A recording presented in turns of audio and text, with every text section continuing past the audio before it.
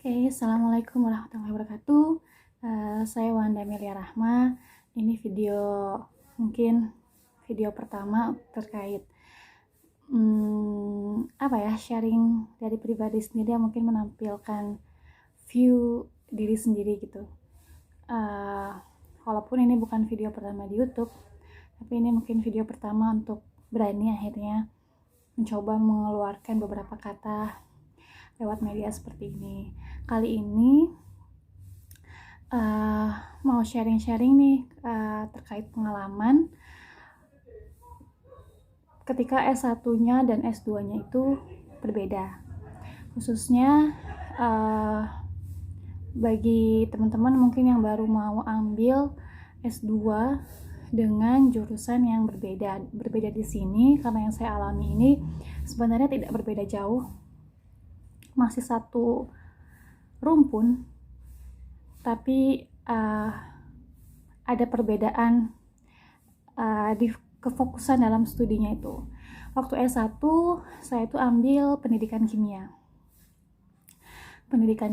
lalu S2 apply di beasiswa dan ambilnya kimia murni. Kenapa ambil kimia murni?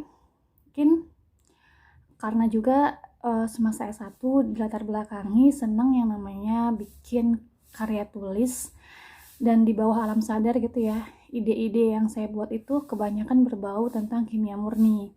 Cuman akhirnya selalu mentok gitu ya, selalu nggak ketemu jalan keluar yang benar-benar solutif banget ketika bikin karya tulis, karena mungkin keterbatasan ilmu yang saya peroleh dari bangku kuliah, karena memang bangku kuliah saya waktu itu pendidikan kimia, jadi how to teach your children about chemistry gitu di kelas, bukan lebih mendalam tentang kimianya sendiri gitu. Belajar kimia, kami belajar kimia juga, tapi mungkin ibarat di permukaannya aja. Kami juga di laboratorium eksperimen juga, tapi kebanyakan ya eksperimen yang nanti bisa jadi contoh real kepada siswa di SMA kayak gitu. Tapi untuk eksperimen yang lebih mendalam gitu ya, tidak seperti anak kimia murni yang mungkin jumlah eksperimennya lebih banyak yang harus dianalisis dan sebagainya. Tentu kedalaman materi pun kami berbeda gitu ya, tidak seperti teman-teman kami yang kimia murni, karena kebetulan saya itu ngekos bareng satu kamar dengan anak kimia murni, jadi ya kurang lebihnya mengetahui perbedaan gitu ya, perbedaan kedalaman materi. Tapi saya punya rasa senang, excited kalau misalnya ada lomba-lomba karya tulis berbau energi, dan pasti saya selalu mengambil hal-hal yang berbau kimia murni, tapi selalu mentok gitu ya, akhirnya nanya ke kakak tingkat yang kimia murni karena banyak hal-hal yang tidak saya ketahui. Jadi itu memotivasi saya akhirnya untuk ambil S2 di bidang kimia murni. Ya, singkat cerita, ya keterima di sana. Lalu pertama kali masuk kelas itu ternyata yaitu ya yang teman-teman harus pahami, bahwa kita harus banyak belajar ketika kita mau mengambil jurusan yang berbeda, karena nanti kita akan disatukan dalam kelas di mana mereka itu yang lain, yang S1-nya kimia murni sudah belajar banyak hal. Kalau mereka berjalan, maka kita harus berlari, ibarat seperti itulah cara belajar kita. Kita harus lebih banyak bertanya di luar kelas juga, jangan sampai kita juga merepotkan dosen kita di kelas terlalu banyak nanya, dan pertanyaan kita sebenarnya pertanyaan dasar yang harusnya mungkin kita kuasai dulu sebelum masuk magister. Jadi itu yang dialami gitu ya. Saya juga soalnya pernah gitu ya nanya hal-hal dasar banget, ternyata yang saya tanyakan itu ternyata teman-teman saya yang lain tuh sudah tahu karena mereka kimia murni kan. Jadi di situ saya belajar bahwa banyak hal yang kamu harus cari sendiri di luar kelas untuk memperdalam hal-hal dasar gitu. Dan jangan malu bertanya juga kalau memang dosen membuka kesempatan buat kita belajar di luar jam kelas. Karena ada juga dosen yang menawarkan seperti itu kepada saya gitu, karena tahu background saya dari pendidikan kimia tapi punya semangat di kimia murni. Jadi harus banyak belajar, dan kita harus mau capek.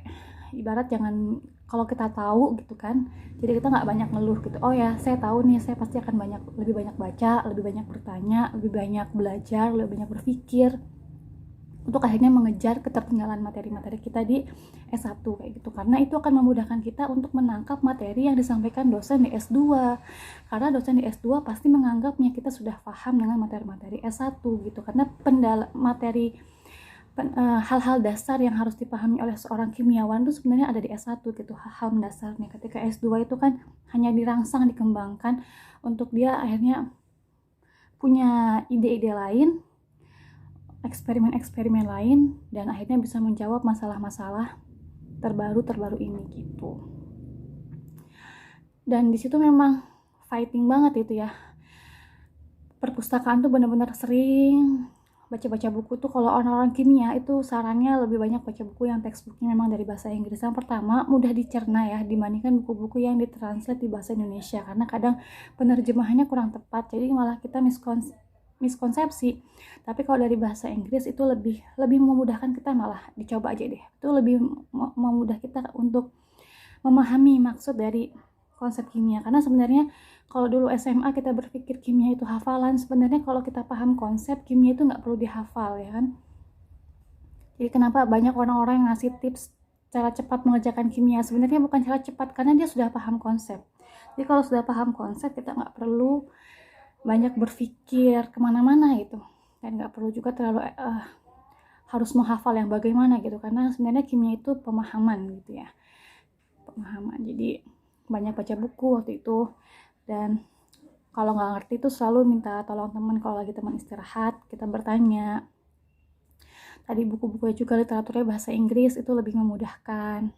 Kemudian ketika kita mau mendekati tugas akhir yang pastinya kita harus nge-lab, ya kita harus selangkah lebih duluan dibandingkan teman-teman yang lain. Yang teman-teman lain belum mencari judul, kita harus sudah banyak baca jurnal, karena otak mereka yang S1-nya kimia murni mungkin udah banyak rangsangan ketika mereka skripsi. Tapi kan kalau yang dari pendidikan, skripsi kita aja kan beda kan, skripsi kita aja kan tentang anak-anak gitu, tentang siswa SMA.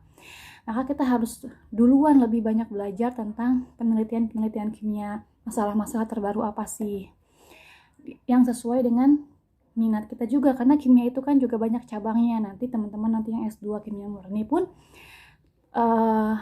punya jalurnya masing-masing. Mungkin ada yang senang di anorganik, ada yang senang di organik, kemudian ada yang senang di sintesis, ada yang senang di biomolekuler gitu ya, ada yang senang di toksikologi ya, macam-macam, ada yang di forensik seperti itu. Dan teman-teman bisa dalami itu, lalu baca masalah-masalah terkini yang ada, karena masalah itu menjadi sumber atau ide besar bagi kita untuk menemukan judul buat nanti kita tesis gitu. Jadi bukan berarti dari pendidikan kimia itu nggak bisa mengambil kimia murni, bisa, tapi effortnya teman-teman harus pahami. Teman-teman akan lebih capek, lebih banyak belajar, lebih banyak bertanya, dan itu harus jadi sesuatu yang teman-teman terima dengan asik gitu. Jadi teman-teman nggak terbebani sekali gitu ya. Namanya stres itu adalah efek dari belajar, nggak apa-apa selama kita bisa cepat-cepat bangkit lagi, cepat-cepat sadar lagi. Mungkin segitu aja, semoga bisa membantu buat teman-teman yang mungkin berkeinginan untuk pindah jurusan. Kurang lebihnya mohon maaf. Wassalamualaikum warahmatullahi wabarakatuh.